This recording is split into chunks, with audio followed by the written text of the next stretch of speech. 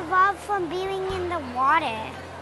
I'm Dr. Dave Lovelace. I'm the research scientist at the University of Wisconsin's Geology Museum. This is a complex question, and it's a very fun one for vertebrate paleontologists, and it's still an active question that is drawing research today. So if we go back deeper into time, past the dinosaurs, before there was anything on land other than the initial starts of plants, they're just barely beginning to encroach on land, we have organisms that are living in the water that look very much like fish today. We'd look at it and we'd say, hey, that's a fish. And the ones we're most interested in are the lobe-finned fish, the Sarcopterygiae.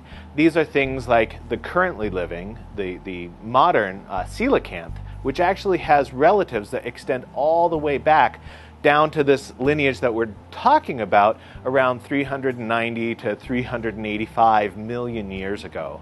And during that time, there was a divergence between the groups that became the ray-finned fish, the teleosts, and those that were the lobed-finned fish.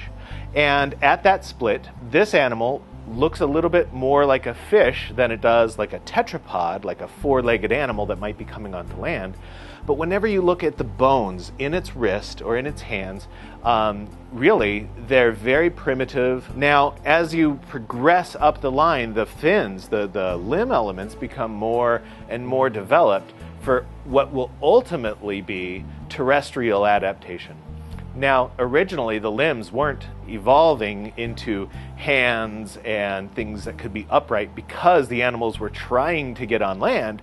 They were just living in environments that were more conducive to having a more solid pectoral girdle attached to their the vertebrae. And the reason you want to have a strong attachment for the shoulders and the hips is it gives you more stability and structure for doing things like moving around in shallow environments. And that's where we find a lot of these fossils, is more shallow marine environments. And so we start progressing up the line of this evolving forelimb. The ribs become larger. They actually evolve ribs that become strong for supporting the weight, because in the water, they're buoyant. The water's holding them up, and they don't need a lot of structural stability. But as you start to get onto land, you need more and more rigid structures that help you maintain the pressure of your body weight out on the surface, because no longer is it supported by water. We don't really know what they're doing or why they're going onto land initially. Possibly it's to escape predators. Possibly it's to lay eggs to, again, avoid predation. We don't know exactly what it is. Maybe there were food sources that were really trying to get after that were novel. And it's a whole entire ecosystem that was unexplored by vertebrates at this point.